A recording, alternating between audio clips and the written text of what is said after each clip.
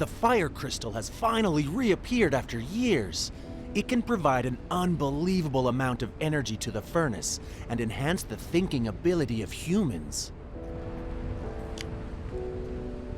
I guess fire crystals are still an extremely rare resource. Indeed, but the research log of the Dawn Alliance mentions a method to refine fire crystals using other resources. Anyway, let's build a crystal laboratory first.